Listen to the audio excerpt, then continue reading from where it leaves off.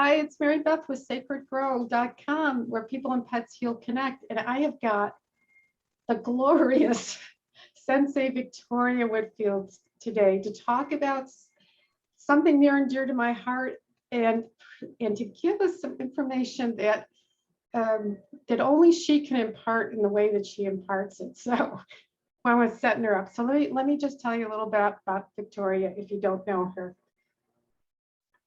And I'm going to do it slowly and carefully. As the world's first business Reiki master and hostess of the 5-star rated Jouneypreneur Podcast on iTunes, Sensei Victoria Whitfield helps empathic entrepreneurs and leaders stay grounded and clear as they navigate the emotional roller coaster of business development by using the power of strategic meditation. Sensei Victoria is a published author, a successful 6-figure energy healer, and has toured the world showing heart-centered and growth-minded leaders how to get connected to their natural intuition and truly be visionary so they can work less and increase their impact. Now, given that I'm an animal communicator and healer, and Victoria is focused on increasing impact, I asked you, Victoria, we talked a little bit before we started about healing leadership, and your energy is everything, because last night in my intuition class, You Connect, for teaching people to connect to their animals, we started to talk about that and how important that is. And I thought about the folks that I work with. They are leaders, whether they know or not, in leading themselves into a better life. They're leaders for their animals, for their families, their kids. In wherever they go in their business, we bring our leadership abilities, or whatever we bring, wherever we are. And we're always, I think, at our core, are looking. What we want, I really think we want, is good communication and relationship building that results in something beautiful for ourselves and for those around us, whatever our passion is. So for me, it's people and animals and the world, and Victoria takes it to a beautiful level. So I'm going to stop and say, Victoria, I'm so excited to hear you talk to us more about this. Oh my gosh, Mary Beth. So, I love everything that you stand for, especially now that you're teaching more on how to get people to connect, especially with themselves and their animals. And the center of leadership, if we want to understand this as a concept, is this: you are a leader if you care about caring for others. That's it. That's it. You are a leader if you care about caring for others. And so the more that we show up in service to the greater good, and the others are undefined, as in the greater good of Mother Gaia, right? Our earth, the greater good of our fur family, the greater good of our partners, the greater good of our co-workers, the greater good of our customers, our clients, our vendors, our community. If you are someone who cares about caring for others, if you care about creating more good in the world, you are a leader, because there's a force within you that is moving you towards contribution, contributing positive energy, positive insight, positive inspiration into the world. And we need you now more. Yeah. Well, wherever you are. Yeah. Yeah. And so this, when I say being visionary, especially when you mention helping people be visionary, I like to keep one foot in the masculine and in the feminine concept behind that. And so we're both Healers were energy people, right? We let our womb Mhm. shine, right? It's part of our brilliance here. And loud and proud, rainbow light, absolutely. And so on the feminine half of being visionary, this is being intuitive. You have visions, right? We can communicate on higher planes. We get, let's say, inspirations, insights, downloads, if you call them, from spirit, from our higher selves, from our loved ones, our fur family that are more than alive. You especially, Mary Beth, that's your specialty, is you're able to receive insight and sight on a clairvoyant, right, on a higher level, a metaphysical level. And that makes you a visionary, one who practices visioning and communicating on that level. The psychic, the prophetess, the priestess, the one who communicates on the spiritual plane is the visionary. When we think of being visionary in the feminine sense, but just like in nature, there's the feminine and the masculine. So I bridge the gap, not only as an energy healer and someone who teaches intuitive development myself, but specifically to entrepreneurs so they can increase their performance. You teach intuition to those who want to have the ability to communicate with their animals. So we're on the same team. We're just serving the people who we're called to by divine right. Mm-hmm. And so with that, you and I both, we've got the feminine half of being visionary down, of communicating on the visioning plane, on the psychic plane, if you will, right? Intuitive communication is the feminine half of being visionary. However, there's another half to being visionary, which is when it's paired with the feminine half, increases the potency of all things. And so I want to introduce you and everyone to this concept because like it hit me like a ton of bricks earlier this year, and through the pandemic, a lot of creative awareness and wisdom came out of this reset time for all of us. And so with that, the masculine half of being visionary is so feminine, spirit, feeling, intuition, flow, and all that good stuff.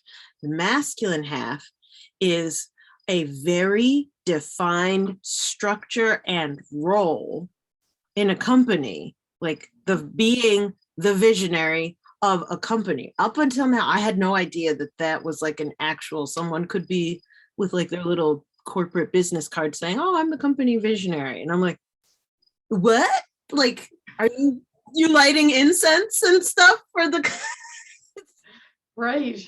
Yeah. Yeah, I didn't know. And if that's the case, if you're lighting incense for the like, sign me up. I just might go back to yeah, I had no idea.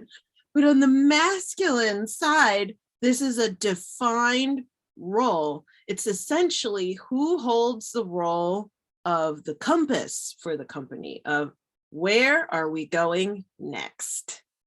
Where are we going next as a company? The visionary holds the vision of what's next for the corporation, right? So Apple is a great example of this, right? Without Steve Jobs, Apple is all right, versus when Steve Jobs was alive and at the head of, like, they were going to places no one has ever heard of before because he was able to hold the vision of what's next. And because that was his role to be the visionary for that company, everyone else knew what to do. It's an energy in the business structure that one person especially holds. It's usually someone who is either the founder or tied to the essence of determining what a company stands for and what it does. That's the role, is being in the masculine half, being the visionary. You have the emotion, you have the connection, And yes, the intuition, right? When you pair the two together, it's like, that's why everyone knows who Steve Jobs is, because there's highly intuitive, allowed that to guide him to take them to the next level. For as crazy as a person he was, hey, not everyone's perfect. But when we take the two of communicating intuitively with spirit, as well as a specific type of leadership occupying the role of the visionary, we put the two together, the masculine, the feminine, that's when we become highly impactful as leaders. Does this make sense, or is it resonating? It does. And I of course, with my bent or particular thoughts, I talk about that and being not only the visionary of getting information, but being the emotional leader in the family. Like you do say, like, I want my cats to figure out how to get along, and I'm going to work. Like, I have a goal here. And there's also, I mean, I'm talking animals because that's what I do, but there is, once you have the vision, it's almost that you have the responsibility to learn how to harness the energy and the vision to bring people or animals with you. And that's where the leadership comes in. So that was so eloquently said, and I could really understand it, because that's what I'm thinking of when you don't only just listen to your animals, you just say, like, what's the best life? How do I create the best life for those beings in my family? And you're saying you're doing it from a business point of view. Yeah.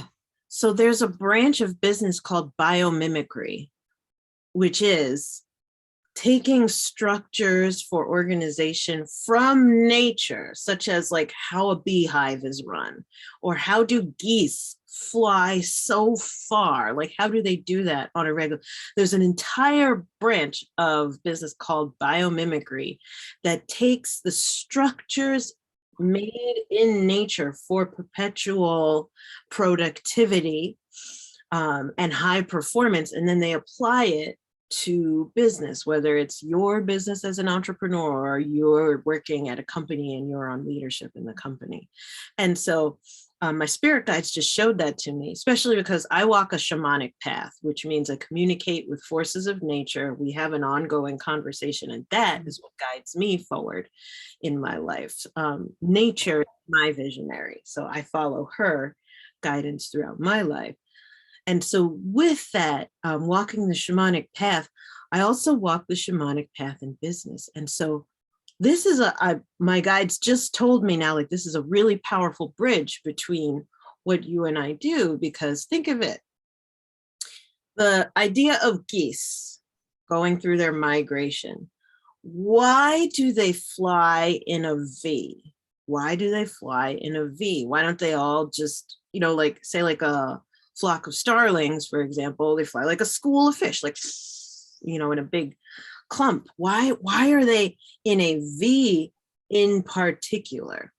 And so I've studied this, and the wisdom that our animals can share with us if we sit and tune in, like you're teaching people exactly how to sit and tune into the wisdom, the communication, the insights, the like jabs of like, stop vacuum cleaning at that time. Whatever the insight is from our animals, we're able to stop and communicate and listen. There's actually so much more to be learned. Forget Google, forget college, like communicating with nature. So taking geese as an example, there's an old African proverb that says, if you want to go fast, go alone. If you want to go far, go together. And geese exemplify this. So the reason why geese fly in a V is because there is one navigating goose in the front. That is, let's say if he was flying by himself, he's the one who's going fast. I'm aligning with north. I can feel north. I am heading in the direction of north, for example. Now, every time a goose flaps his wings, though, he doesn't flap up and down. It's a rotation. It's a rotation. And what happens is that as his wing is coming up, it creates wind shear behind him, which is a current. Okay. So as he's flying on either side behind him, there are wind currents coming up behind him. Now get this, the same way that if you are, driving in the ocean, you're able to catch a wave, you can coast on the wave and it takes you farther, but you use less effort. This is exactly what the geese are doing.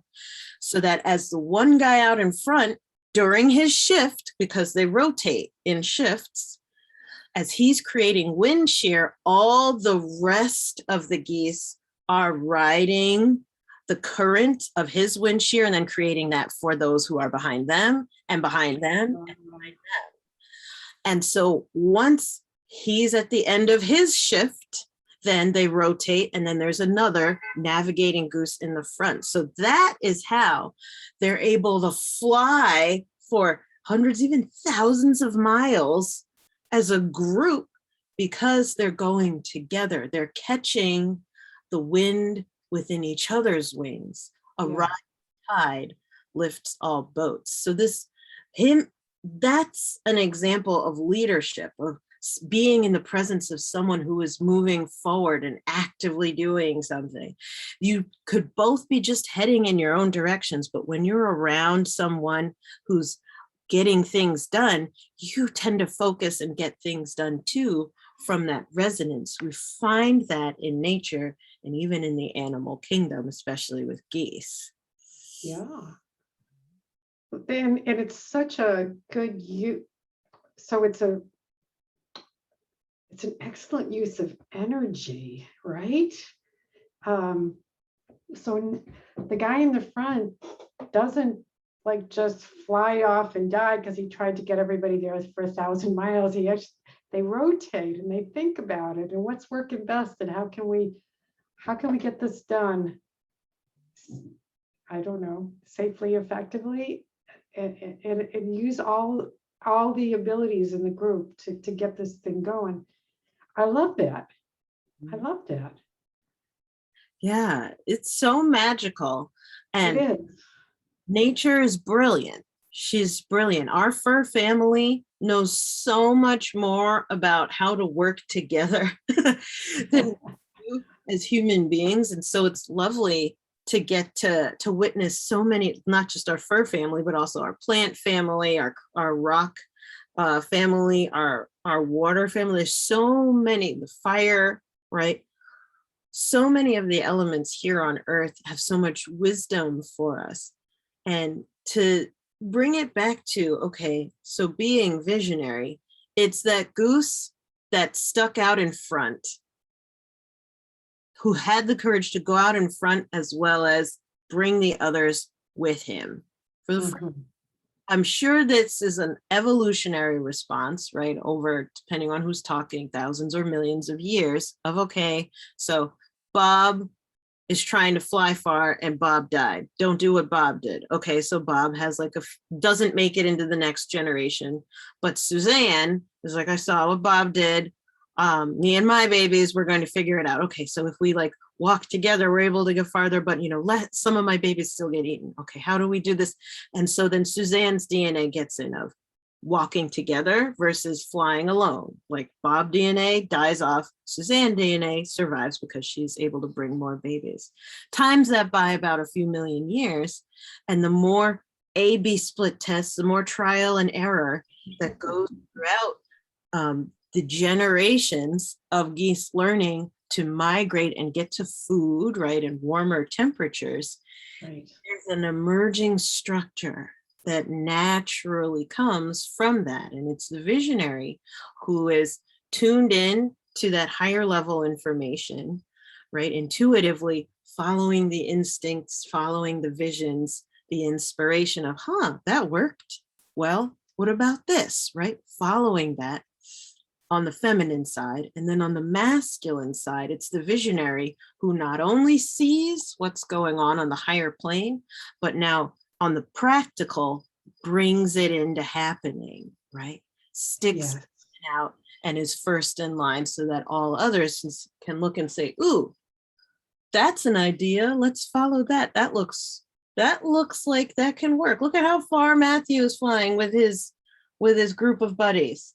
Wow, right? So that was a visionary, someone who is open to the edge of creation and learning and following their intuition actively. Yes. Mm-hmm. That I like the combination. So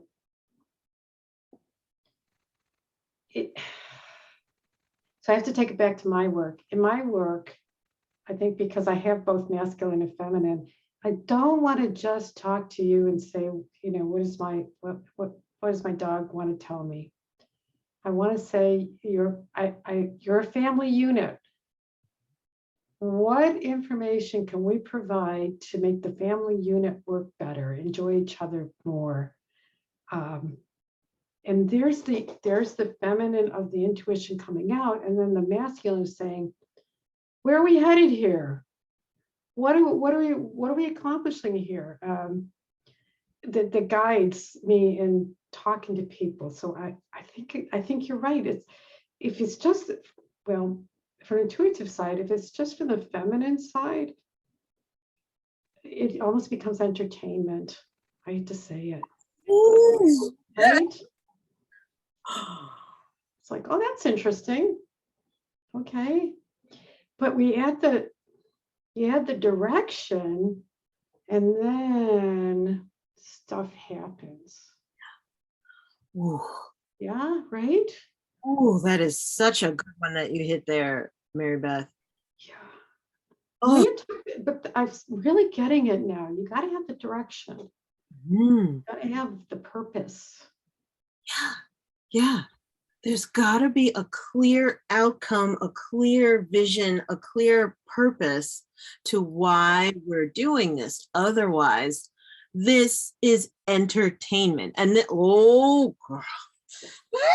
I'm gonna try and keep my spines down, because they're standing up at that, especially with the pandemic and shifts in buyer behavior of I can only invest in essentials, or decisions in the household of let me make sure that we're only spending time on the things that are essentials. Or even during the pandemic, they're talking about essential workers, right? This is languaging. Yeah. And what can happen is if we misunderstand receiving intuitive guidance and communication, if we misunderstand it as well, that was it. I saw the color blue and that was nice. If it just stops there, it will lose the potential power that it has to be transformational as the guidance that you needed to know that you're headed in the right direction. So it's okay, I'm receiving entertaining guidance or entertaining experiences communicating with my animals, versus, oh, no, I'm receiving explicit information how to save my cat's life. Okay. And I'm going to take this information as data that can contribute to the decisions that we are making as a family. So it's one way of doing animal communication. I'm rah, rah, shish, boom, ba, kumbaya over here. I'm let's get down to work and really do something with all of this insight that we're receiving. This takes what you're doing, Mary Beth, especially what you're teaching people, to access to a whole nother level, because now they're becoming informed alphas of their pack. Yeah. Right. And I got to stop there and say, when I mean alpha, I do not mean forcing. I mean leadership by affirmation. an agreement that looks like she knows what she's talking about, and she's been right pretty much. I think we need to listen to her, and I trust her. Trust. It's not a forced my way or the highway, baby, because I'm the alpha. There's trust, and there's relationship in there, and that's the kind of alpha that we're looking about here. That's what I'm looking for, and I know that's what you mean too. I just know that there's other stories about alpha, and I want to just be clear that we're not talking about the forcing them down and making them do it my way, because that's the way it is in this household. Ugh. Ugh. Okay, thank you for letting me jump in on that one. I needed you to jump in on that one because we need healing on what is a healing alpha versus a toxic alpha. Thank you. Right? This is so powerful. Being a healing person to follow versus being a toxic person to follow. That's you being a healing leader, right? Yes. So that because you are so trustworthy, because you are radiating safety and love, and as you said, Mary Beth, affirmation, right? You are radiating positive energy. That makes it a joy and a pleasure to be part of your pack, to be part of your family, your community, to be part of, if there's any entrepreneurs listening, it's a joy and a pleasure to follow you and be part of your business or on your team. It's because you're a healing force. And I don't not everybody believes in past lives. And we all have a concept of what crappy leadership is like. Whether you got it from this life or from previous lives, we all have a concept of nope, I wouldn't trust that person as far as I could throw them. Kind of, nope, I'm not following you. This is not the type of partner I want to have. This is not the type of owner I want to have. It I'm not into. I remember there is another concept of a master slave relationship, having an owner. I don't want to be in a master slave paradigm, whether I've heard about it or seen some of my other cow friends go through being bored through the nose and stabbed and injected with all kinds of crazy. I don't want to be in a master slave paradigm, whether you had it from this lifetime or saw it from friends in this lifetime, or you remember master slave paradigms from previous lifetimes, whatever your. Yep. It's time for a healing. Those who care about caring for others. There's toxic caring for others where you're serving yourself for others, right? Versus there is healing leadership where you are showing up because you are remaining sensitive to what others need. And that takes you and everyone higher. You're aware that as you care for others, we all are taken higher. It's not just about you. Yeah. Yeah. Oh, this is so good. Thank you. Mm-hmm. Thank you.